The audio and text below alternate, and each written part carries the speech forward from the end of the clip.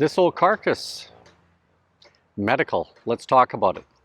Another testimony from a vlogger, Ray in Toledo, and I'm going to add in some other stories from when we were in Angles, and these stories are post Duterte's rule that you have to be let out of the hospital.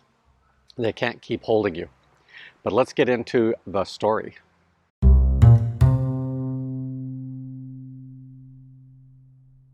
Okay, let's talk about Robert's story quickly first. You know, I've cited him a fair number of times. And Robert's situation was, initially they thought he might have tuberculosis. And that took a while to get through. And of course he's able to pay the bills and such along the way.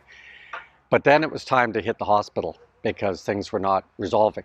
And to fast forward, it turned out that he had cancer.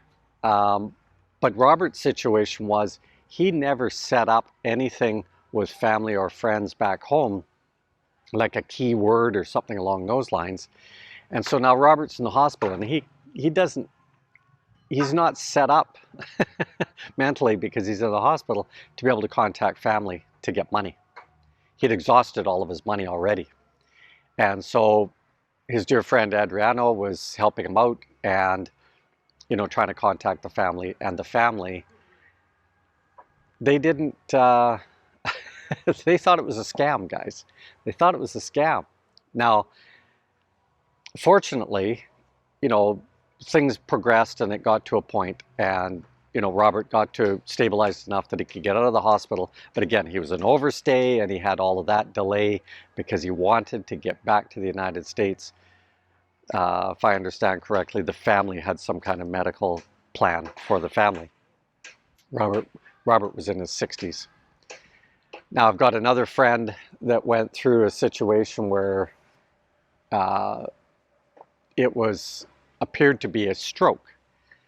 And again, the ongoing hospital situation. Now, again, this is post Duterte's ruling about, you know, you can't hold me in the hospital until I pay my bill, which keeps the bill going up. But the situation there was, you know, the bills were getting paid kind of daily, and then I guess the credit card got declined, or probably exhausted all of his cash anyway.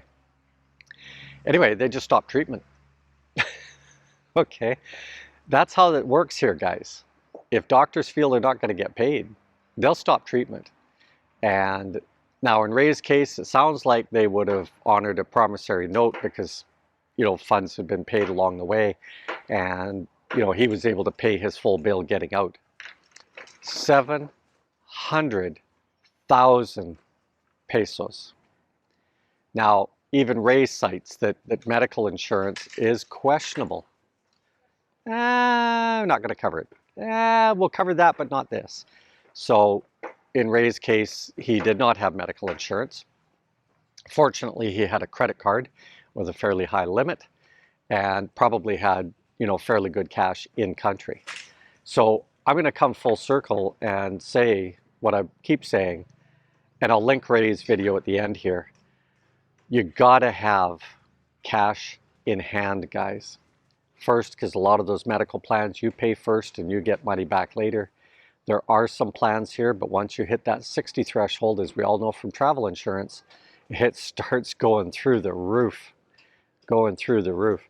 And if that kind of money is going through the roof, you'd be better off to have it in cash, because if that medical emergency means get out of jail free and fly home, me being Canadian, I have health care in Canada, as do Australians and many other countries. So, you know, my get out of jail free card might not be going to the hospital, it might be going home. Oh, you've got cancer. See ya, and I'm on a plane. So again, I come back with these harsh words, and I know a lot of you don't like it, but too bad, so sad. You can't live real time in the Philippines, guys. You can't do it. If you do it, maybe that's the people I keep running into, and they keep getting the shit kicked out of them for this, that, and 100 other things when it comes to money. You've got to start putting some money aside. Now, if you listen to Ray's story there, his initial stay in the hospital was in one of these little barangay small city hospitals, and that bill was 6,000 pesos. They used the medication, then they give you a prescription, then you're expected to replenish the hospital stock. Okay, so you got to sign the promissory note and all of that type of thing. So you can get out the door, but you've got to be able to show means to be able to pay these promissory notes. Okay. Anyway, a short one. Think about it. Think about it. If only one out of all of my listeners heeds this warning and does some savings, I'm a happy camper. Later, Gators.